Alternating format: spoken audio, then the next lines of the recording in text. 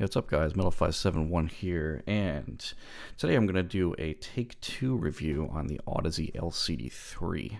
This is a 2017 model I have in my hands right here, and sent in by a generous viewer. And so I've talked about this headphone before, and that's why this is a Take 2 review. And the last unit I had was very disappointing, actually. It was originally supplied by Lumoid, and I think it might have been an older phaser unit, and this one is a post 2016 unit, and so that makes it have a driver revision that was pretty much applied to, not the same revision, but there was a revision that Audeze did in 2016 onwards to just about every LCD driver. Even the EL8s I think were revised as well. Now someone can correct me in the comments if I'm wrong, of course. And so this is part of that revision, and so I'm going to talk about it a little bit. I'm going to skip in this review and the build quality and whatnot, and I'll just say that this one, because it's a 2017, does not have the new style headband that's on my LCD-2 Classic, which I've previously reviewed against the LCD-X a little bit. This one has the older style. It never bothered me that much, but the newer one is definitely a better way to distribute the weight. But other than that, what I'm saying here should be applicable to the LCD-3s on the market right now. Alright, so I'm just going to go straight into the sound, since I talked about this headphone before. By the way, I will say also, though, however, that these cups are absolutely gorgeous. It is amazing, this glossy finish on the, I believe this is a type of zebra wood, in fact. Maybe Audeze or someone else will correct me on that, but wow. Definitely one of the most beautiful wooden headphones I've seen. Don't get angry at me, Zach. Your headphones are awesome, too. But anyway, now let's talk about the sound to start with here. So the bass. The bass here sounded like it's a little more elevated, actually, than my 2C, for example. So I didn't actually need as much bass boost. I think I only added like 1 dB to this in the EQ, but you can find that in the description as usual. This one definitely was not as slow as the previous LCD-3 I reviewed. It doesn't seem to be lacking slam or dynamics to the degree that that last pair had at all. However, it is worth noting that since I've played with an HE560V3 recently and an Emutique, which is very similar to an X00, I don't think that any of these Audezes have quite the same slammer dynamics that biodynamic drivers can do. Biodynamic, that's not bioaerodynamic. And Hi-Fi Man's planers tend to have a faster bass as well. But the Audezes I don't think are that bad. It didn't sound significantly worse than my HD800's bass in my experience. And so other than that, it's the usual flatline-ish kind of a bass. There's no mid-bass humps or anything. It's a planar magnetic. Basically extends out to 10 hertz for the most part. The mid-range, as is typical, I felt like 1K still needed to be reduced a little bit, about 2 dB I think on my EQ, and that's because Audezes tend to have a very present, warm-ish mid-range tuning, and so if you want to sound more like the HD600 or the 660S that I have around for comparison, then the area around 1K is a little bit too elevated. It just depends on your reference. Everything's so relative in this hobby, guys. But that's what I did to it in my EQ. And the upper mids were still a little bit less elevated, actually, than the LCD-2C I have. Maybe my 2C is unusual. I don't know. There's probably still some variation, as I've said before, in these Audezes. And so I needed to boost it a little bit, about 2 dB, nowhere near as much as the LCD-X though. I don't know what was up with that LCD-X I reviewed. But the mids are also a little bit more resolving. Whereas the bass is about the same, I think, in resolution. The mids are a little bit faster and a little bit cleaner. You're upgrading a bit here with the LCD-3's driver, which is a phasered, comes with a phasered array of magnets, of course, as most Audezes do now. And yeah, so it doesn't need as much EQ as the LCD-X as a result of that upper mid-range being more present and not super dead like the LCD-X, which was bizarre. So all the LCD-X sounded like it was almost missing the whole or a large part of a 5 or 6 dB or so of the ear resonance that you'd expect to be on a headphone around 3.5K. So that's what I think of the mid-range. And the treble, now here's where these are really, really different. The 2C and the 3 and the LCD-X are quite a bit different in the treble presentation. So I've always thought this, and this one is no exception, that the LCD2 regular phaser and the LCD3 have these 10K peaks that kind of like interrupt the rest of the treble. And this even shows up on the measurement graph for this specific serial number pair. The, of course, owner has decided to remain anonymous, but he did show me the frequency response, and you can even see on there that in the diffuse field calibrated curve that it tends to go through the mids, and then it dips a little bit as it goes toward 2K.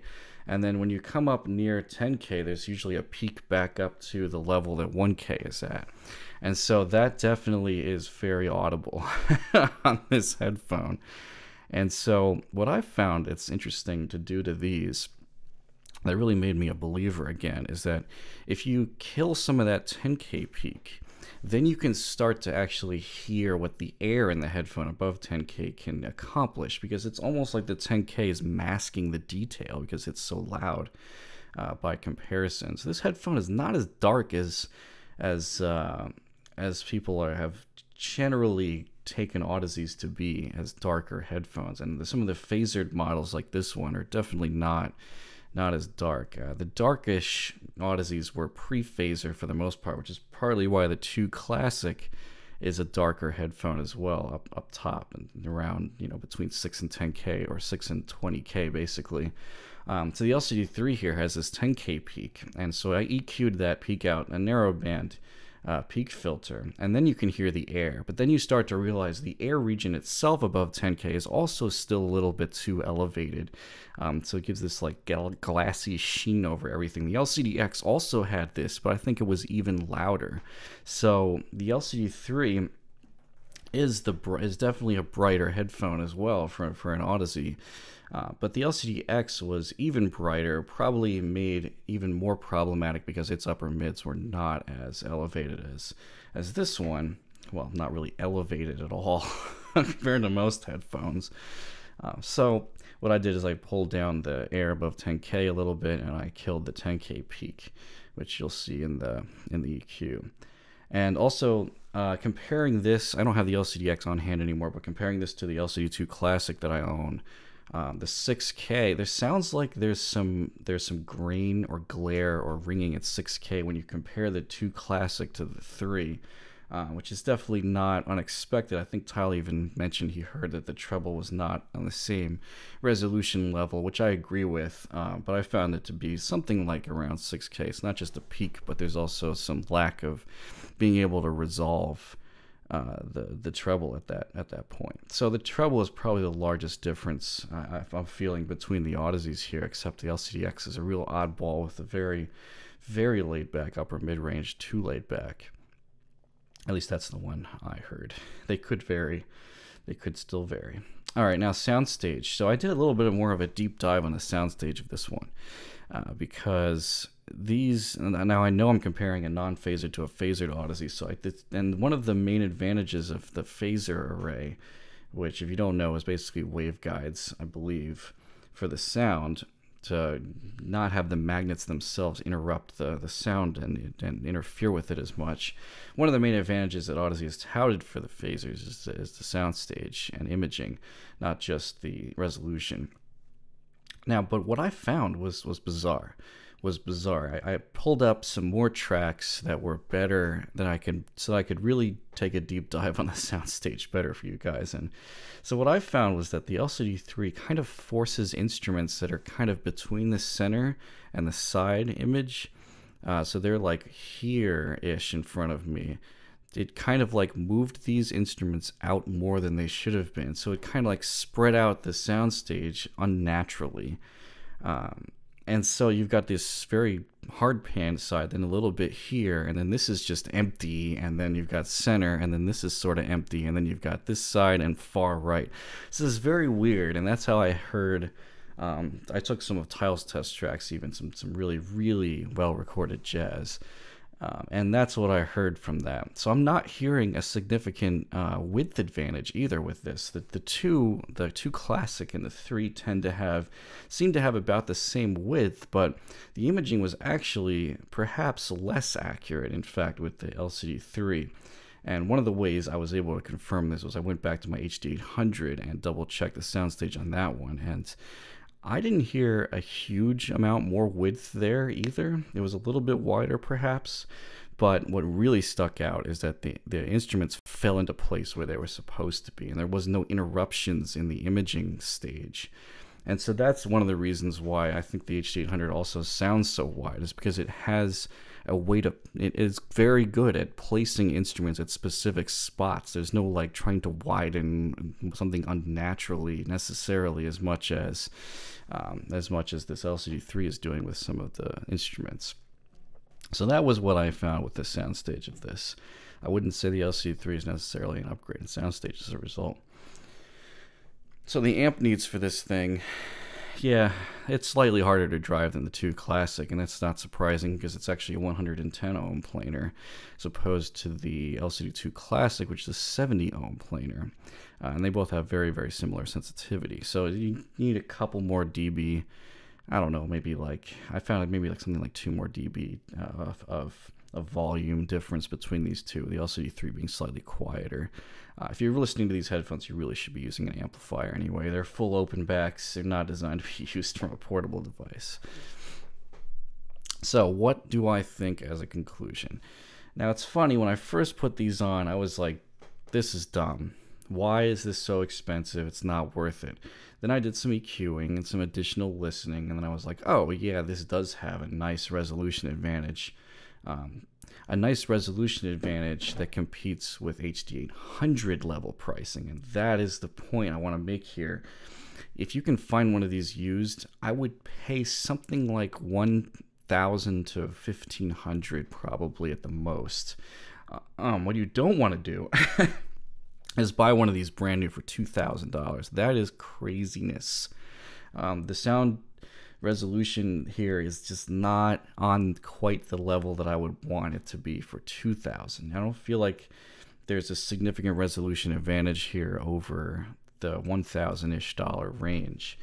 So I don't think it makes a lot of sense to buy this new, but buying it used, I think it's a pretty good value. It's something like, I don't know, $1,200 or $1,000, something like that. But I would also buy something after 2016. I would buy something, preferably I'd buy a 2018 because the headband is so much better. And that's what I would do with this headphone. Now, excuse me, sorry. But considering the wood quality is so nice, and there's also the advantage that you can get the individual frequency response for each unit of this headphone. Now, Audeze, to my knowledge, does not do that for the LCD-2 anymore because they claim it's close enough to a single measurement within around 1 dB that they won't bother. But for these higher end ones, the LCD-3, the LCD-4, I'm not sure about the LCD-X, someone will probably correct me on that. You can ask Audeze for your specific unit's frequency response measurement from their equipment, and you will have it. And that is an advantage with these, so you can equalize much more accurately instead of trying to use Audeze Reveal or whatever that's sort of guessing the average frequency response.